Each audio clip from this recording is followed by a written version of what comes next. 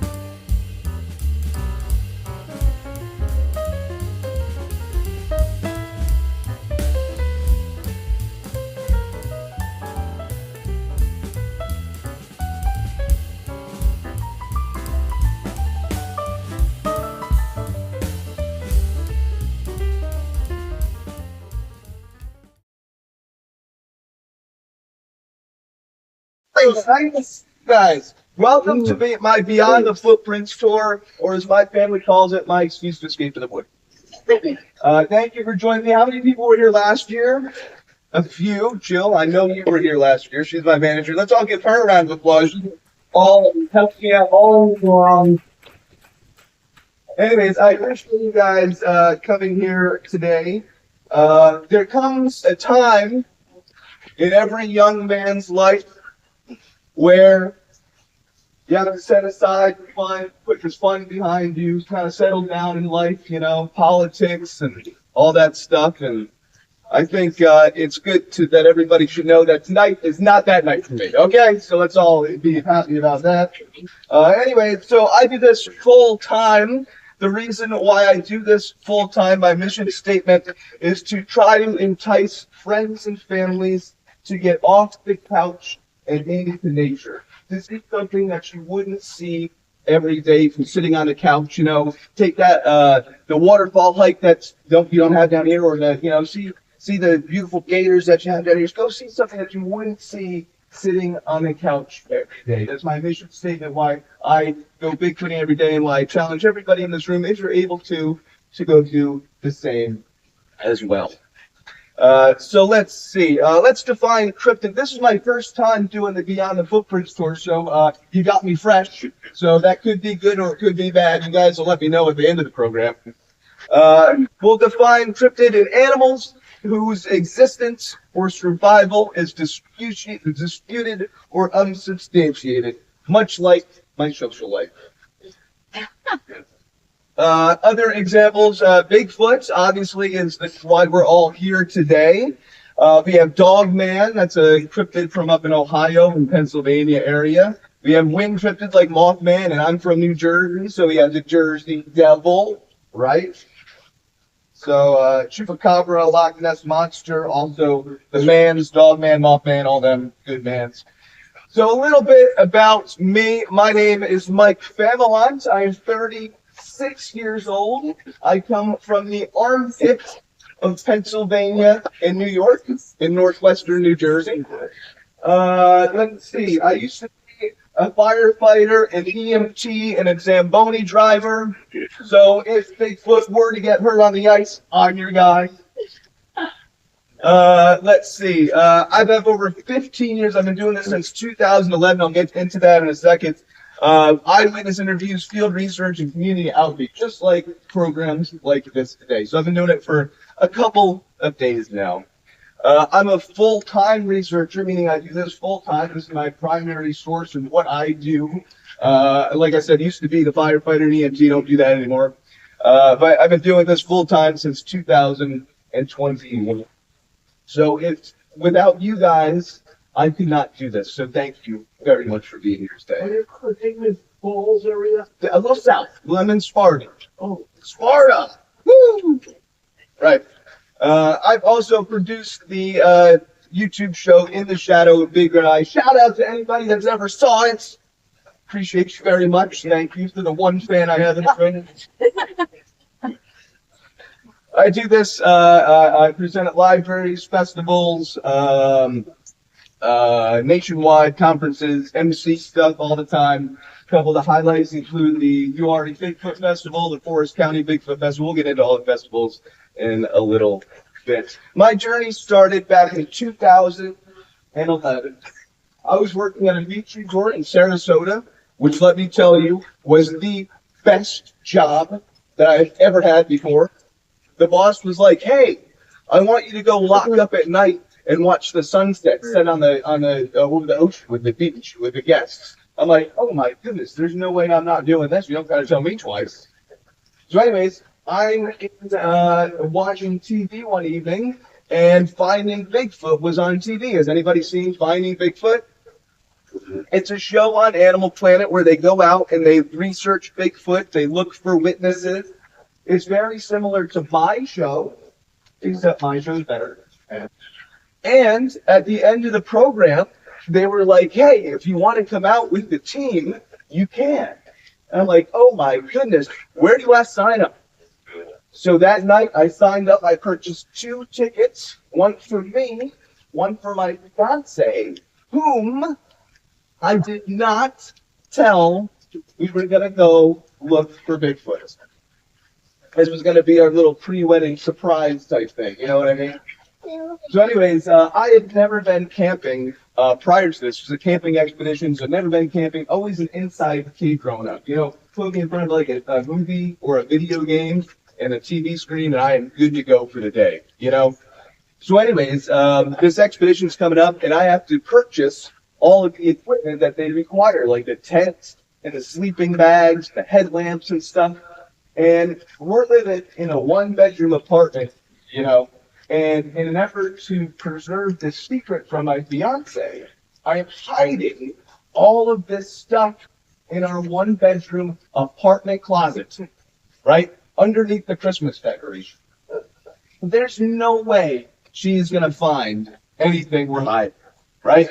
So anyways, a couple weeks before the expedition comes up, I come home from work one evening, and I'm greeted by her at the doorway, hands on the hip, with the face on. Ladies, do we know the face? Oh, Yes, yeah. Gentlemen, do we know how to receive the face? Yes, okay. So I was in the doghouse very quickly. She had did something that to this day, I have no idea why she decided to do this. She decided to clean the apartment. And she found all of this camping stuff. So she says, Mike, what are we doing? And I said, hon, we are going to North Florida to look for Bigfoot. Then we broke up. So that was that. Wonderful. Anyway, after the breakup, I did not want to go on this Bigfoot expedition anymore, right? It was totally not on the top of my priority list to do. So I found out the tickets are non-refundable. Welcome to my life at this point, right? So anyways, I move up to Tampa. I get a job working on an ambulance for the city of Tampa, and I have 3 EMT partners. Okay, so and what I did not know anybody else in the state of Florida. So what I did is I picked the weirdest partner. His name's Jimmy. That's how I did it. I picked the weirdest guy, and I said, Jimmy, I gotta go look for Bigfoot. You want to come with me? And he said, and he's my best friend to this day. He said, oh man, I've always wanted to do that. I said, nice. So bring in Torreya State Park. Anybody been to Torreya? It's beautiful, isn't it? Up in the northern Florida Panhandle, named after the Torreya pine tree, or the Torreya taxifolia, if we're being scientific. I bring that up because there's only about 200 of these species of trees left on the planet. It's a dying species. That means they're not growing anymore, and they're only found in Torreya State Park. So, if you're ever in the North Florida Panhandle, take a trip to Torreya. Take a look at the pine tree, because it's a piece of history that's not going to be there forever. Anyways, we get to Torreya, and there are like 60 other people looking for Bigfoot. So I said, how are we going to find Bigfoot with 60 other people here? Is that a little ridiculous? You know, so we camped kind of far away from everybody because we thought everybody was just going to be weird. True. And they were. It was a very weird expedition. It was 4 nights, 3 days, whatever. 3 nighs of camping, hiking around Florida's wilderness, meeting witnesses and researchers, which was really cool.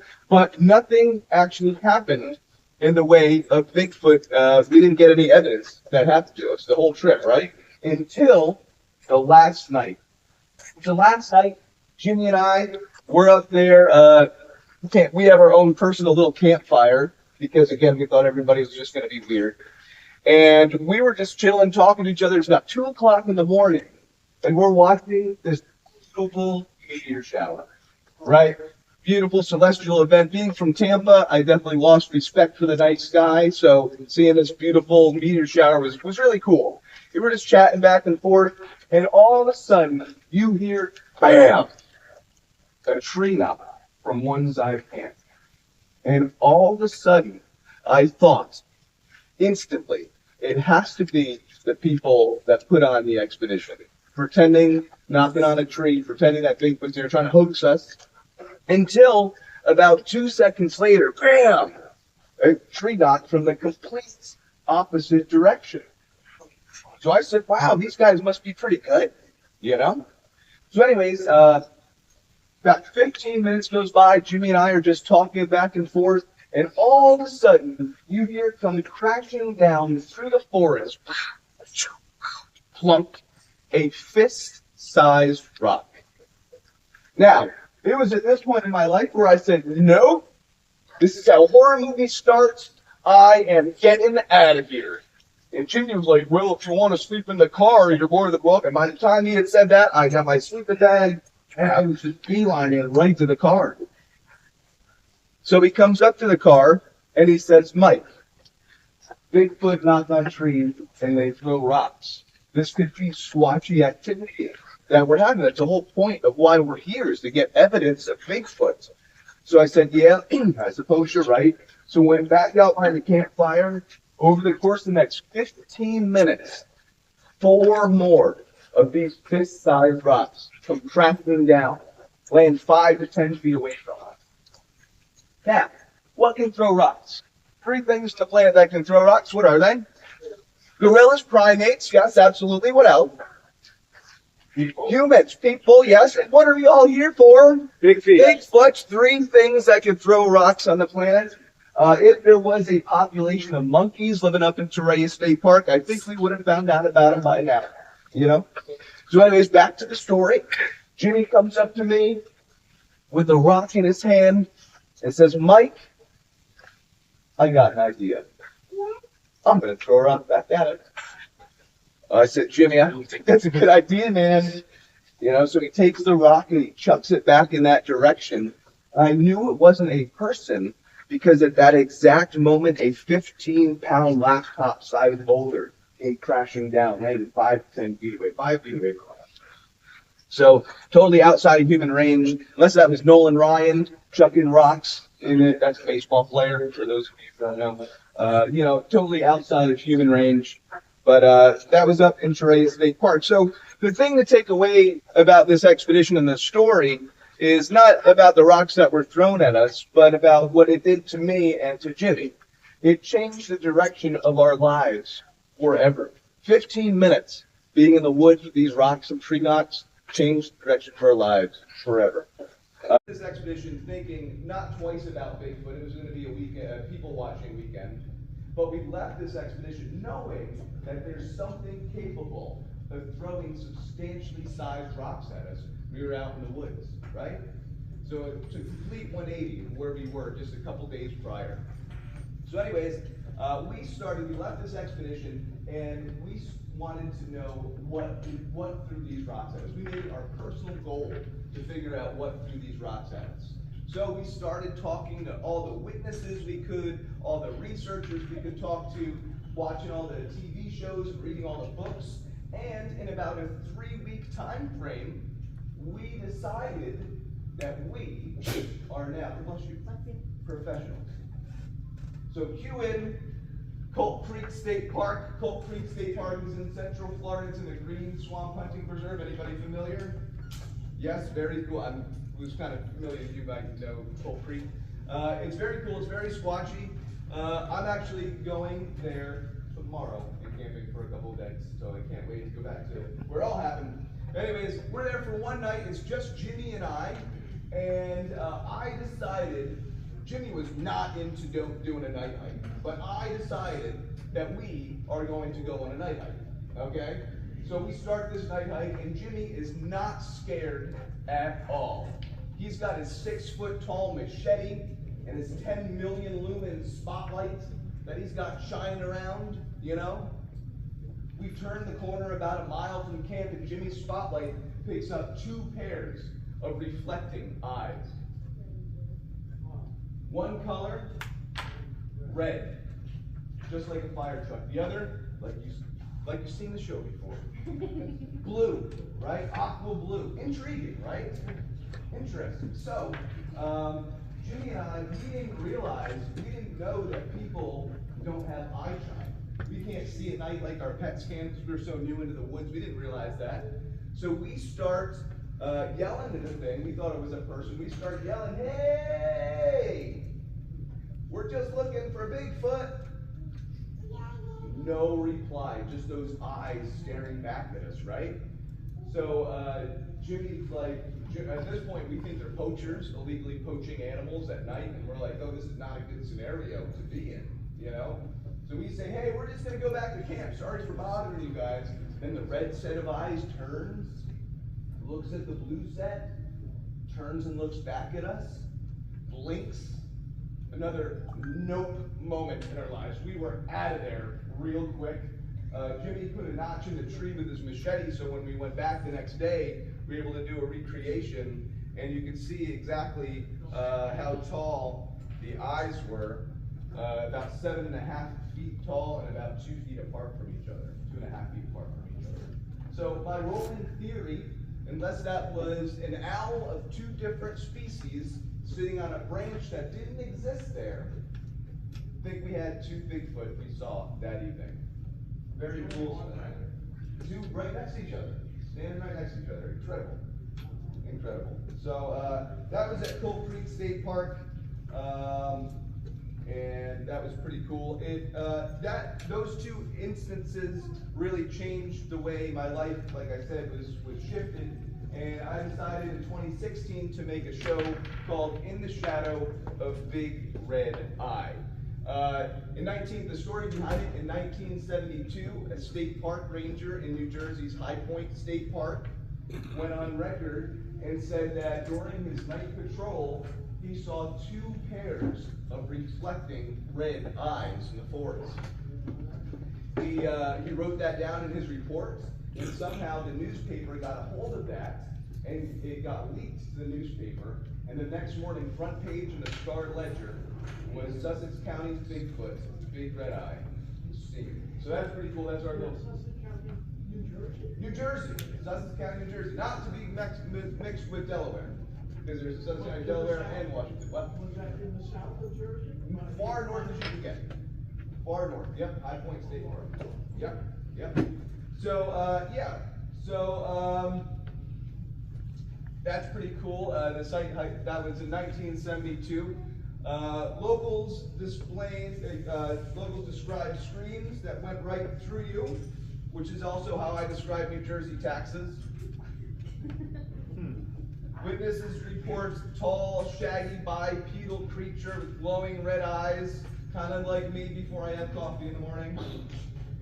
Watching from the tree line, which is pretty cool, and that's reported really across the country. It's a very common report of Bigfoot in Bigfoot reports. This is the promo to In the Shadow of Big Red Eye. It's a little video I put together. I hope you guys enjoy it. I'm going to turn up the volume so we can jam out a little bit. And here we go.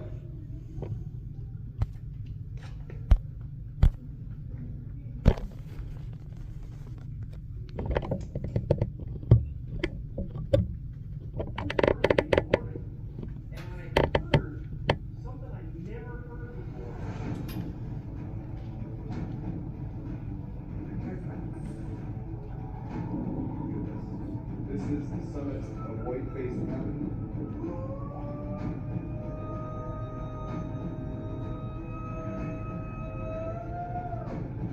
Okay, he's in the road now. Oh, it's alive.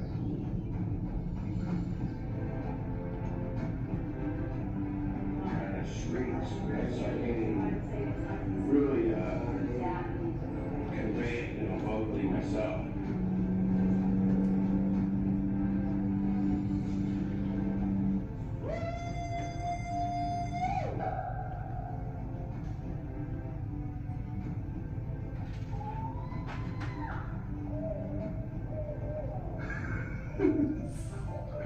Kidding me? Dude, do you know how much it takes to confuse a barn owl?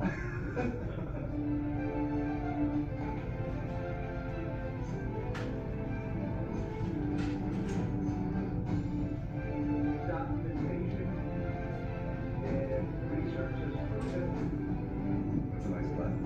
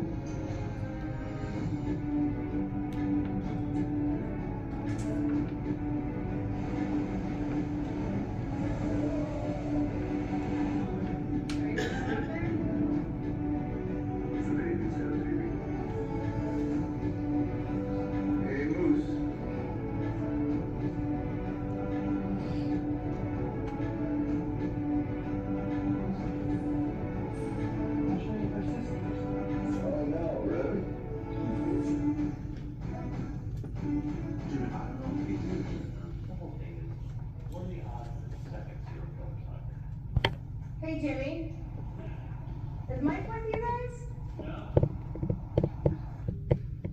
That is In the Shadow of Bigfoot and I. That's our 10th season promo. We've been doing the show for 10 seasons, 10 years, which is crazy to me. We have a new episode that comes out every Monday night on our YouTube channel, even as I travel across the country. How do I do that, you may ask? Because I'm good. No, it's YouTube. Check it out, subscribe, really appreciate it. In the Shadow of Big Red Eye is more than a show. We have the actual OG In the Shadow of Big Red Eye series, which is where I go out and investigate in the woods firsthand, interview witnesses. We also have Bigfoot campfire stories where I go and into different parts of the country and just interview somebody that has saw a Bigfoot.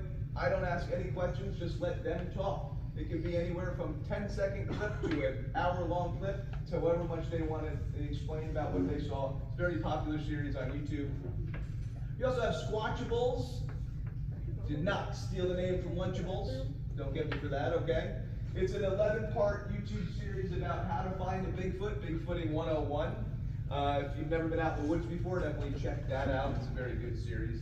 And we also are introducing a new series called Bigfoot Big Business, which highlights businesses that have built their entire success around Bigfoot and how they did that. Just goes to show you how Bigfoot can really impact not only people, but cultures, businesses, everything. It's really absolutely awesome. And we'll get into that here in a second. That's the Bigfoot Big Business.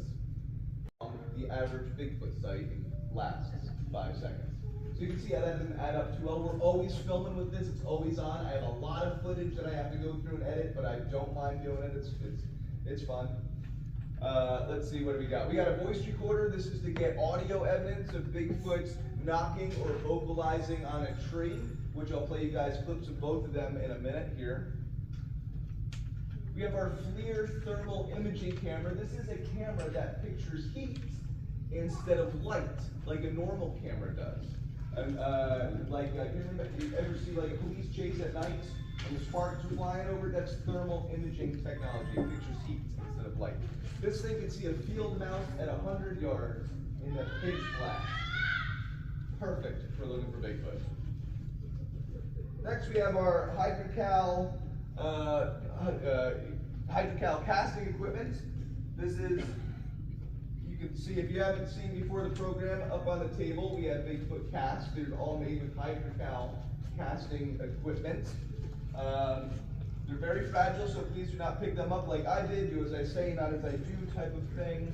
But very cool. What else we got? We got evidence collection kit. What would be some of the stuff that I would put in my evidence collection kit? What would be some of the equipment? Yes. Rock that Bigfoot through. What's some of the equipment that we're going to keep in there? Anybody? Gloves. Ziploc bags. I love you said Ziploc bags because that's wrong. Totally wrong. And I'll tell you why. If we were to take a piece of Bigfoot hair or any kind of hair and we put it in a Ziploc bag, if it's in there for any length of time whatsoever, we just rendered that DNA unreadable. So paper bags are the way to go when it comes to evidence collection. Not like you see on the CSI shows on TV. I know. Yeah, paper bags are the result. I heard notebook is good, pennies, paper, all good, sterile gloves, all good stuff. Tweezers, everybody says tweezers, right? Good thing to put in your evidence collection kit. This is an animal collar, and what I try to do is I try to imitate what an injured deer would sound like. This is a deer collar. So what I do is I replicate what an injured deer sounds like, which I'm sure I do very well because I have no idea how that sounds whatsoever. I'll do that localization, and in theory, Bigfoot's going to hear that and say, ooh, easy meal. He's going to come in, check it out, and instead of seeing an injured deer, he's going to see me with my thermal imaging camera getting a clear video of Bigfoot. Hasn't happened yet. We've called in some pretty cool animals. But, so basically, I have everything except the tranquilizer dart gun because that's apparently frowned upon, found out the hard way.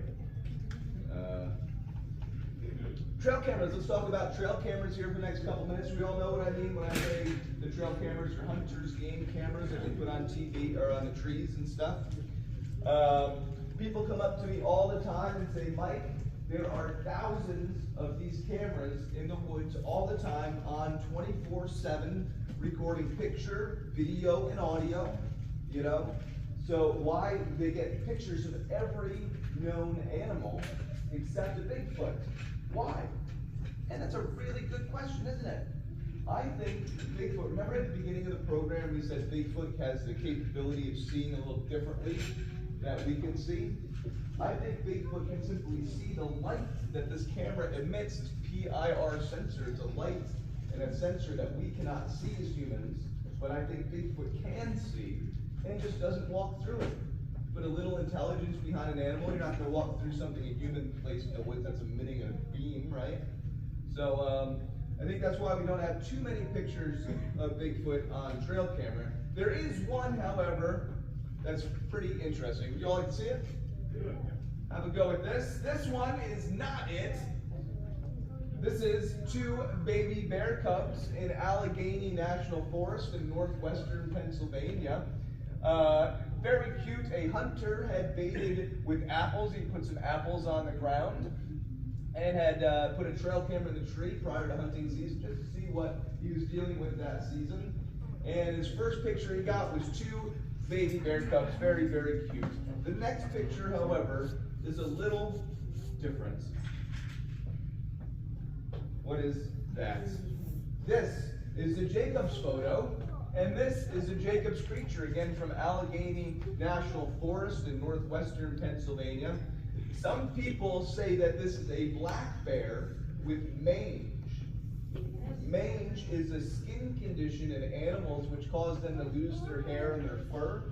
A bear with mange looks something similar to this.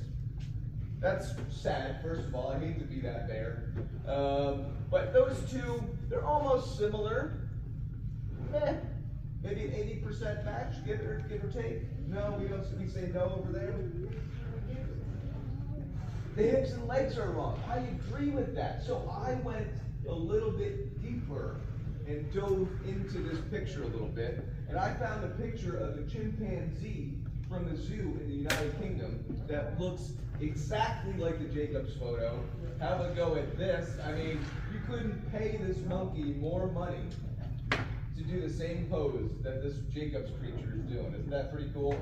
Look at the angles, the arm angle. This chimpanzee or monkey is picking up a food item from the ground, the same as this unknown bipedal creature in northwestern Pennsylvania. They did a whole in-depth study on this. Yeah. I can't, off the top of my head, I think it was like 5'3". It wasn't tall at all. But I think it's a juvenile Bigfoot. I agree. I think, notice how this juvenile Bigfoot, I think, looks a little skinny, so he probably didn't care that the Bigfoot was, that the trail camera was there, you know, and was just going to get some food. But anyways, let's go, where are the skeptics? Who doesn't believe in Bigfoot? Who was dragged here by somebody else? A couple people. Thank you for coming, and I'm sorry. We're going to go to the Republic of Congo in the early 1900s, where we have the village people, not the band, are telling the scientists that we have a unicorn zebra horse that comes to camp, and it comes through camp every once in a while. And the scientists told those village people that that creature cannot exist. A unicorn zebra horse cannot exist on this planet. It's physically impossible. It didn't happen overnight, guys, but it took them a couple years. Finally, we give you the copy. This is a unicorn zebra horse, as described. Like you said, it's very similar to the giraffe, out of the giraffe family. So yeah, this is a quarter. That's the antler. Yes, they actually have little horns coming out, unicorn-ish. Crazy, right?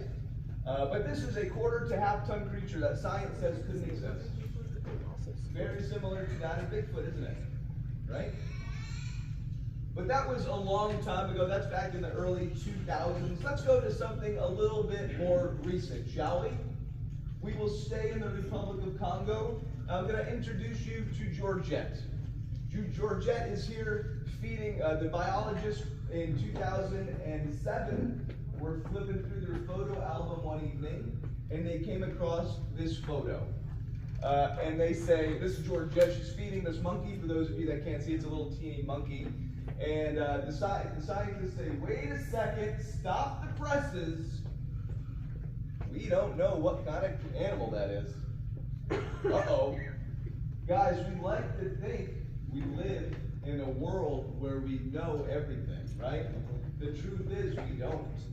That's if there's one thing to take away from my program tonight is we don't know everything. There's still things that we can't explain and are unclassified in this world today. We're finding new creatures every day. But anyways, after knowing that there was an undiscovered primate living in the Republic of Congo, it took science 5 whole years to finally classify, and in 2012 they finally classified the Lisula, everybody's favorite little monkey, right? Very cute. That's the Lisula. Fun fact about the Lisula is they can actually produce infrasound. It's a sound that as people we cannot hear, but we can feel. It's below our hearing range, and we know other animals can produce this. Elephants and primates can produce this. We think Bigfoot can also produce this as well. Kind of a defense mechanism for Bigfoot. To me, is more than just legends. That's beyond the footprints is where we're going on this tour. It's the phenomenon that bridges generations, geographies, and belief systems. Guys, there's not a lot of things on this planet that is cross-cultural nowadays, right? Is that not true? Think about Bigfoot. Every continent, every country, almost every culture has this theory and a philosophy of a Bigfoot type creature, blending all of us together, making this a worldwide phenomenon, which is very cool. They fuel local economies, spark curiosity. We have podcasters that make their living doing this, which is very awesome. It's more than legends. There's stories that are passed down from generations to generations. Remember how your grandfather told of your great-grandfather, right? Those stories could be Bigfoot type stories. Native Americans passed down their stories of Bigfoot years to generations after generations. Businesses that are built around cryptid culture, like we talked about in my Bigfoot Big Business series, how people have created their lifestyle, much like myself, around the phenomenon of something that, to be quite honest, might not exist. That's crazy, right? So take a look, see, and then the festivals, the documentaries, the podcast, keep everything going. The impact is undeniable. People shift their lives and everything. Whether you realize it or not, you guys are all part of this movement, a part of the Bigfoot thing, just for showing up here today. So you all are a part of this whole Bigfoot phenomenon, and that is something special. I appreciate that very much so from you guys. Evidence I've come across thus far? You know it. Let's see it. We're going to start in Whitehall, New York. Anybody familiar with Whitehall? Yes. No. Yes. Absolutely. 1. Okay, good. Whitehall is in the outskirts of the Adirondack Mountains. Lake George, the mountain area, and Glens Falls. He knows it. Yes, it's very beautiful. If you've never been to Vermont or the Adirondacks or Whitehall specifically, take a ride through there. It's just breathtaking beautiful. Anyways, every year, we were just talking about the festivals that happen. Every year, Whitehall has a Bigfoot festival where they close down the town. It brings in over 20,000 people over one day. And like I said, it closes the town. It's very crazy. We go up there we didn't go up last past year, but we normally go up and we do research for the festival while we're up setting up for the festival. And we got surrounded by Bigfoot one evening. We were talking about being surrounded just before. We got surrounded. What you're going to hear in this audio clip is Bigfoot knocking on trees and throwing rocks, right? And hitting trees behind us. I'll play you the clip now. It's an audio only clip.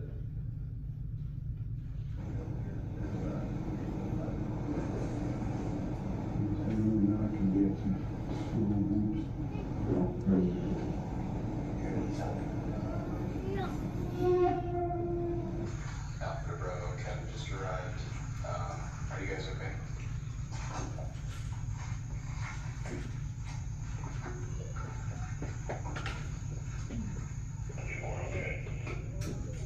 Okay, let's just sit for about 5 minutes and listen, because I think we got some activity close by, and then maybe we'll do a mobilization.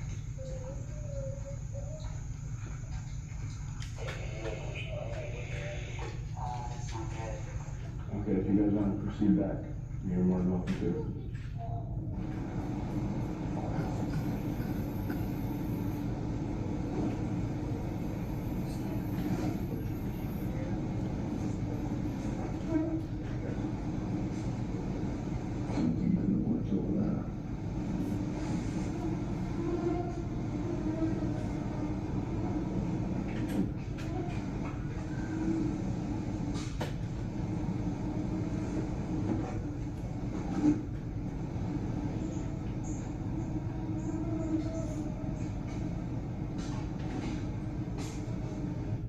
So that lasted about 6 minutes before we got out of the area.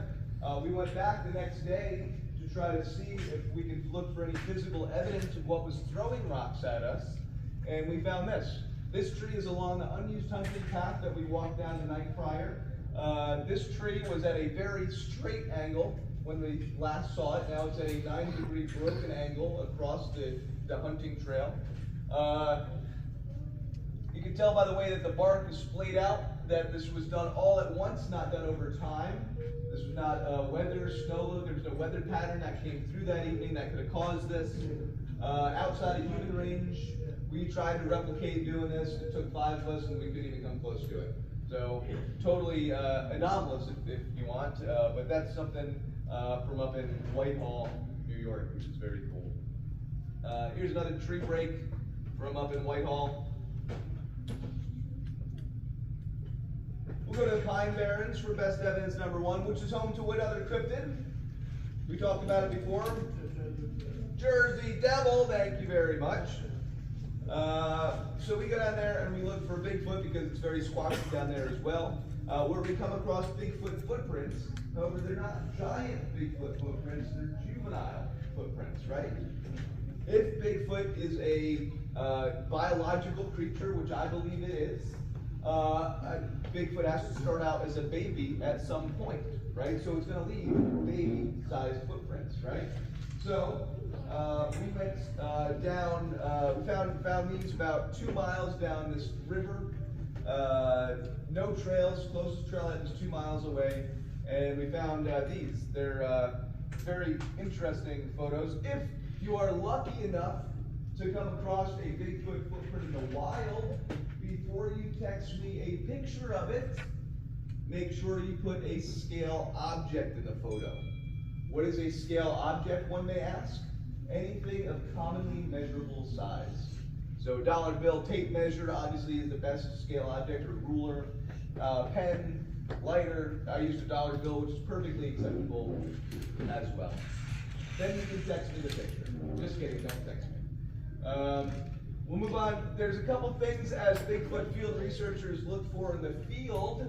The 3 different things that determine a Bigfoot footprint that differentiates between a human footprint.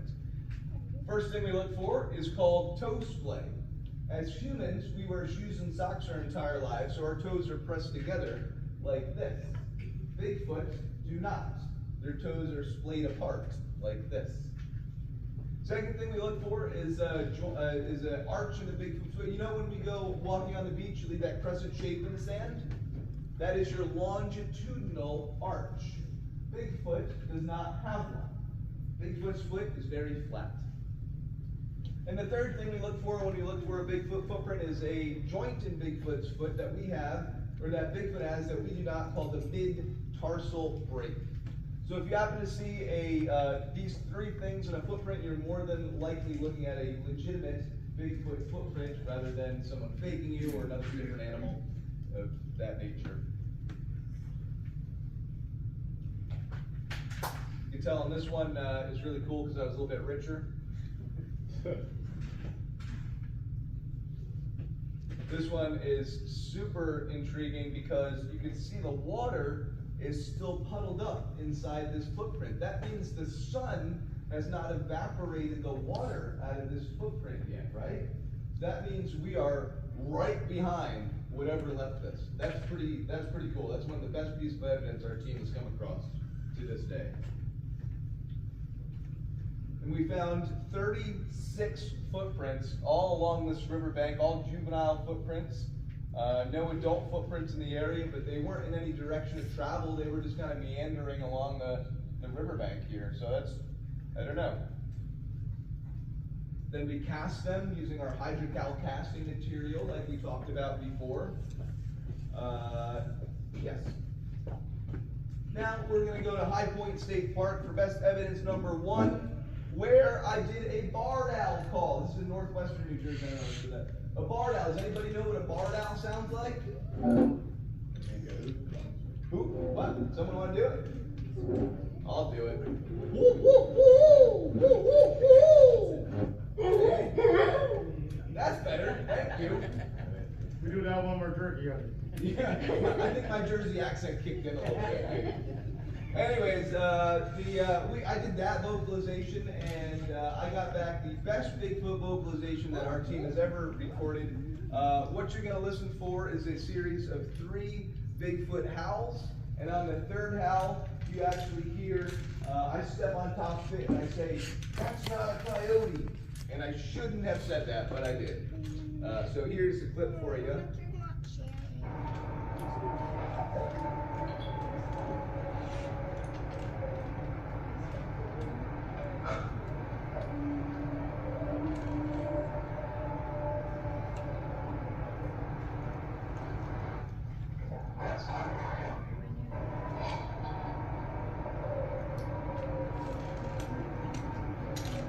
So that's kind of intriguing. We sent that exact clip off to a link, because I'm not a certified in sound engineering or anything like that. So I got a sound guy that I send my sound clips away to analyze. He happens to be a linguist for the military that works, that does Bigfoot research on the side.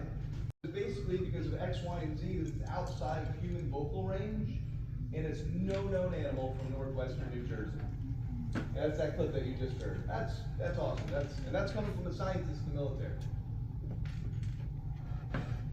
We found these footprints. What had happened, a science teacher from New York City had called me up one evening and said, "Mike, I find thousands of Bigfoot footprints when I go out to High Point State Park. Would you like to see them?" And I said, "No." No, of course. I said, "Yes, of course I want to see them, right?" So I met him early one morning, fresh snow on the ground, 7 o'clock in the morning. We were the first car in the trailhead parking lot. The witness pulled up after me. We started our mile-long hike down the trail, and we found these. There were 6 of them, over 70 yards. And what was intriguing is they were actually paralleling the trail. They weren't on the trail. They were off the trail by about 3 feet or a yard. So walking through brush and stuff like that, so obviously to remain hidden, which shows you some level of intelligence, right? People say this could be a black bear double step. Be growing big in New Jersey. If this was a black bear double step, because sometimes when a bear steps, its back paw will land in its front paw and make it look extremely human-like. If this was a black bear, because of the dimensions of the track, this would be a New Jersey record-sized black bear, which is 800 pounds, plus an additional 200 pounds. This would be a 1,000-pound black bear if this was a black bear. Look at the Mimi. The footprints, it's more than just the tree structures and the manipulations that we talked about. It's more than the vocalizations and the biological samples that we get. It's even more than the witness interviews, a one-on-one connection and interaction where somebody looks me in the eyes and tells me they see something that should never have existed before. That's powerful, right? It's more than that. How many people have not reported seeing Bigfoot? Is it 1 in 10? Is it 1 in 100? We have no idea, right? That's just a number we don't know. Bigfoot isn't just about the footprints, it's about the stories and the peoples and the mysteries that connects them together. That's the whole point of the presentation, going beyond the footprints. The true secret into seeking the unknown is in the looking, not the finding. The journey is what matters. That's from Josh Gates, and that's the most truest quote that I have ever heard before in my life, isn't it? If you guys want to support the cause and buy us firewood tonight and the copious amounts of bug spray I am going through down here, we have a merch table set up. The real way to support my journey, we also have a tour poster. You guys are all part of the Beyond the Footprints tour. Again, thank you for being here. I'll sign it for you if you would like. But yeah, join our journey. We're all over social media. We have new things coming out every day. You can follow our journey. We have a Bigfoot newsletter, monthly newsletter, that I only sell your emails to select few people. And I got to make some extra income somehow too, guys, you know. No, I don't sell your emails. If you want to keep up to date on where I am, what I'm doing, and all about that, you can check out the monthly newsletter. We're on Instagram, Facebook, all over everywhere. Now we're at the end of the show, but since this is the first night of the tour, we're going to do something that I'm not going to do every place that I go to, because it's only designed for special occasions. And if tonight is not a special occasion at the Okeechobee Library, I don't know what is. That's what I'm talking about. How many people here have gotten sprayed with bear mace? Bear mace is like people mace, except 10 times stronger. Okay, so that makes one of us. Yeah, so let me tell you the story. In my early years of Bigfoot field research, I was absolutely petrified by getting attacked by a black bear. So in order to alleviate this fear, what I did was I had purchased what I believed to be the Guinness Book of World Records largest can of bear mace that you could ever possibly buy.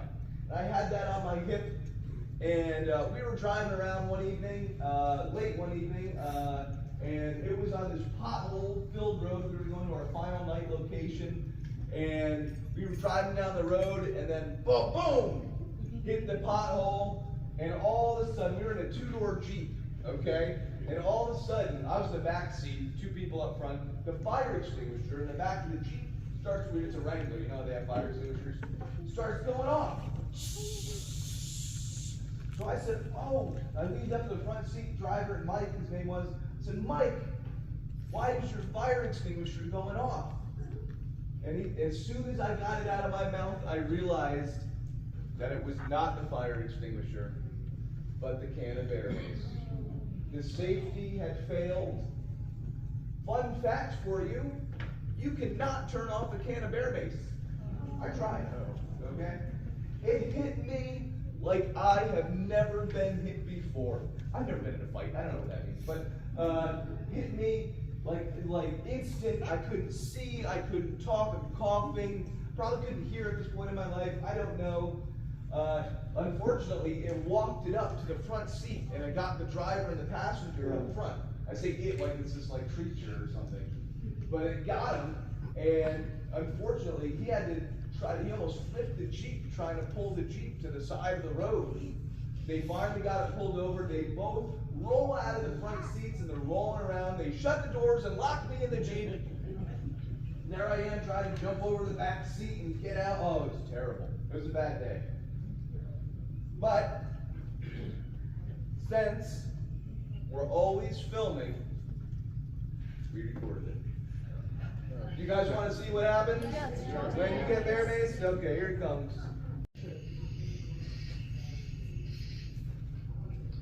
Little kid of bear mace just went off in the car.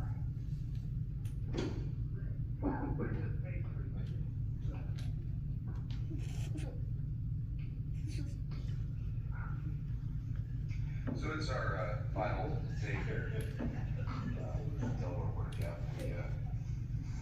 Last night was somewhat interesting. There was a gentleman on the side of the road that we kind of helped. Bipolar, schizophrenic, and got him some help, which is nice. Talked to him for a while. And as we were going to our final night investigation location,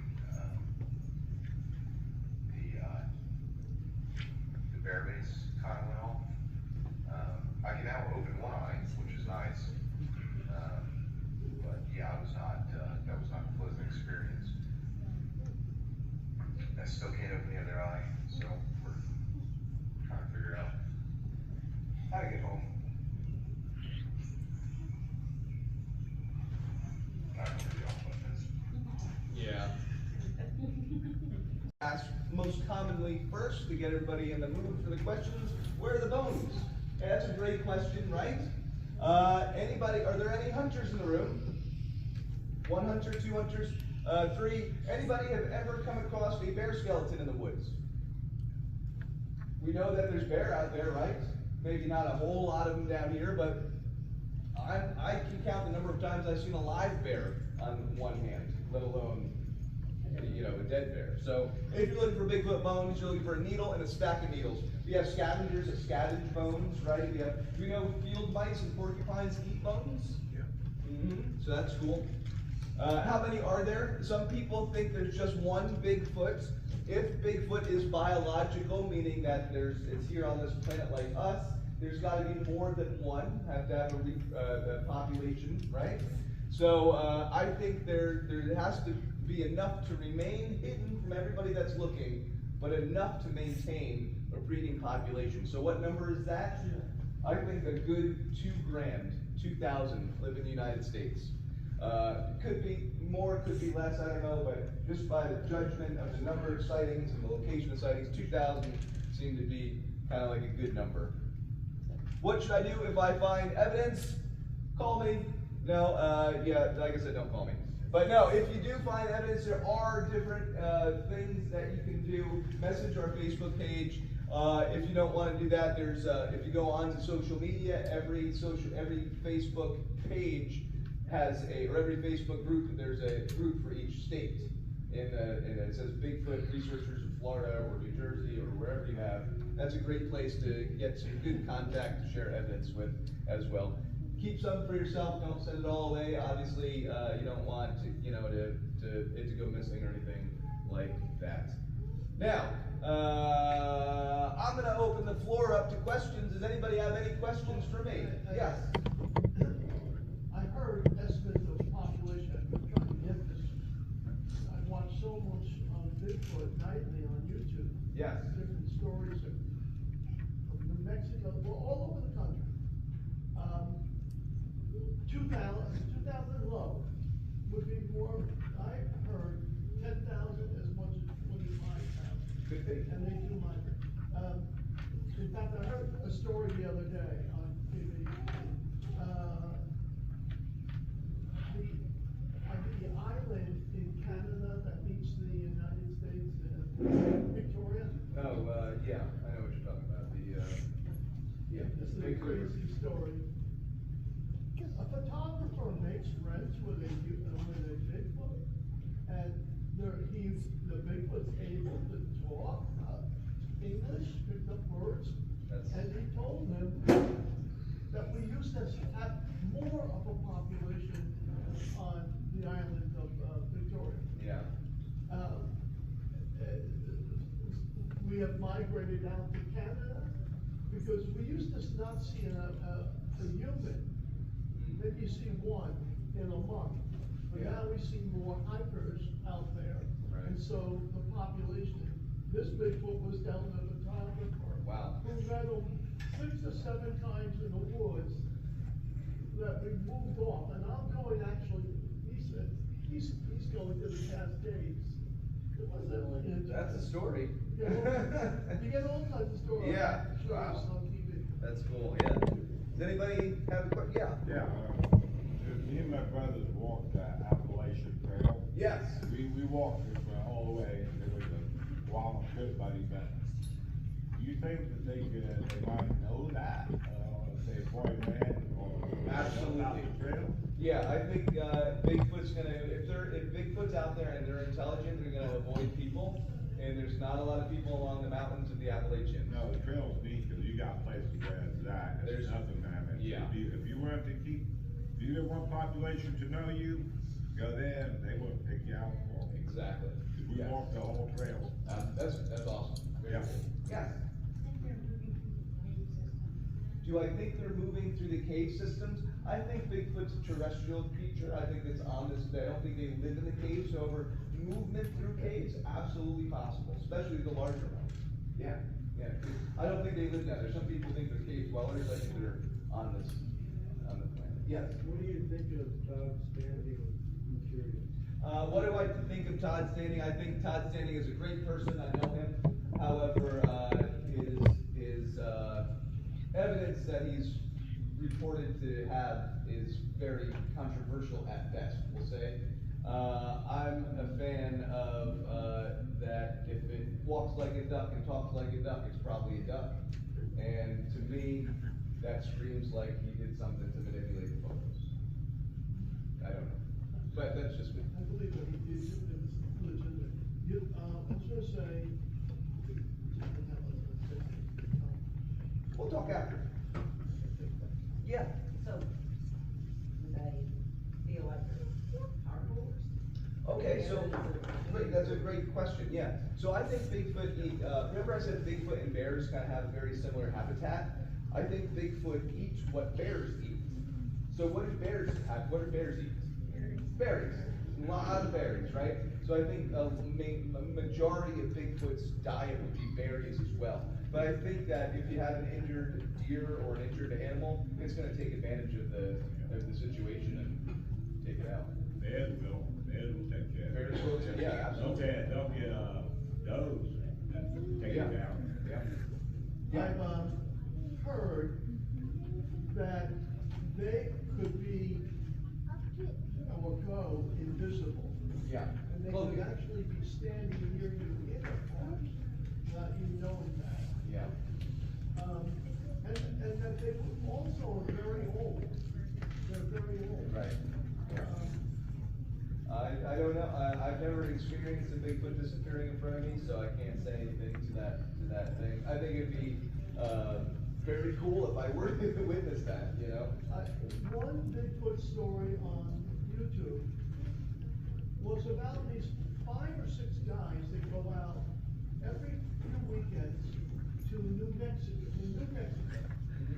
And they actually know an area where they can have communicated with a female Bigfoot. Yeah. And in their communication, the Bigfoot is very old. Yeah. That was the answer. But an Indian up in Alaska came upon one along the shore, and he said the Bigfoot dropped down and put a, he did this, and he was invisible. Yeah. Interesting. Yeah, it is. Yeah. My question is, are you afraid? Like, if you were to find it, do you think you would be afraid, or do you think that we should be afraid of them? Do you think it would cause harm to humans? Yeah, I think, that's a great question. So, I think that if cornered, any animal is gonna become defensive. We will, Bigfoot will, bears will, cats will, dogs will, any animal that's, comfortable and not in a good scenario will become defensive. Do I think we need to be worried about Bigfoot? No. With that being said, I don't think anybody that's attacked by a Bigfoot's gonna be around to report it. There's a series, if you wanna get really creeped out, called Missing 411. It's a series by David Paulides about people going missing in national parks. It's a very cool series. If you wanna check some reading stuff out, check that out. Yes? Have you yourself ever seen it? Have I ever saw a Bigfoot? The $1 million question, someone finally asked it. No, I have not. I made it my goal to find out what threw rocks at me, but I've not actually seen one. I don't know what's gonna happen when I do see one. I don't know, is that gonna make my mission complete and say, okay, I figured out what threw those rocks?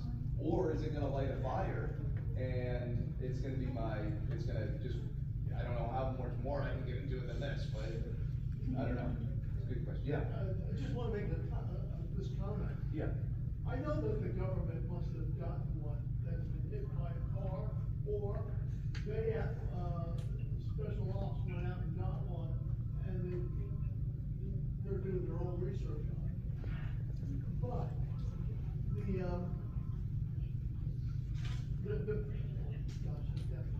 the Bigfoot, the female Bigfoot in New Mexico talking to these men. Right.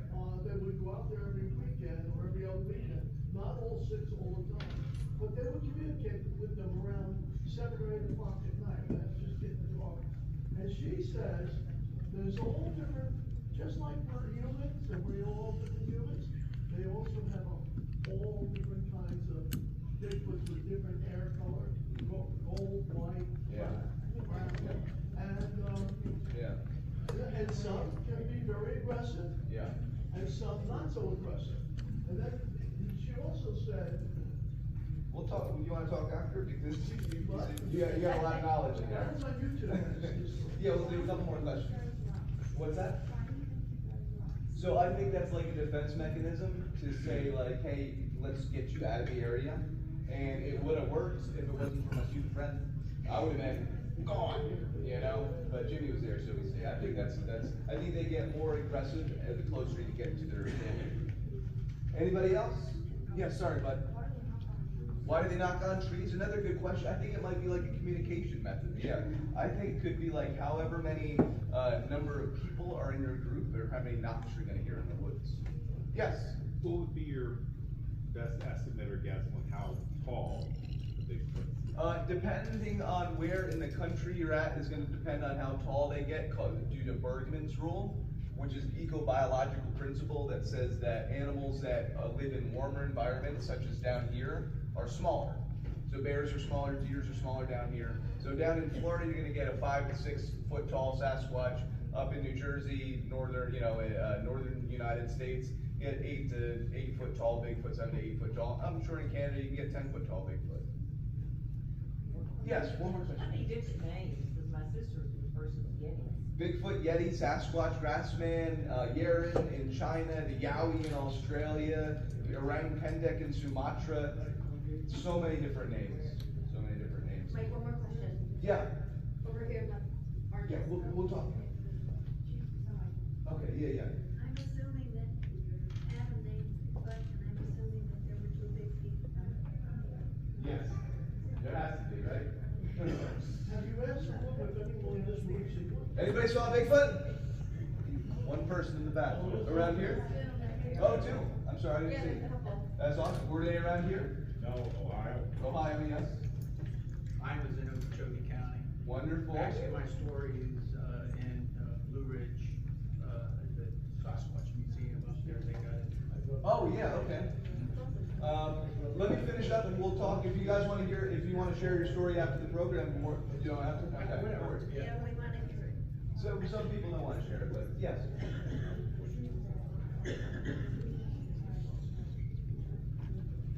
A bad odor? About 20%, 30% of reports have an odor associated with it. Yeah. Okay, guys, I'd like to wrap up everything. You guys have been a wonderful audience. I am full of quotes. Quotes are kind of my thing. Life with the possibility of Bigfoot or the Loch Ness Monster is far superior to one without. Thank you for being part of the possibility tonight, guys. Thank you.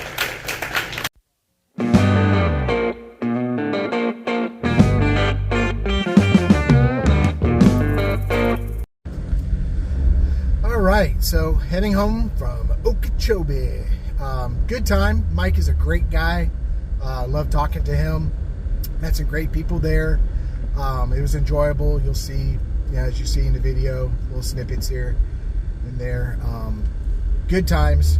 I like anything that deals with Bigfoot, promotes Bigfoot, and encourages people. And that's what I like about Mike. He encourages people to get out there in the woods just like I do.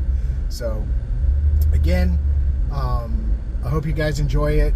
And I thank you guys for being such a big part of this. And God bless each and every one of you guys, and take care.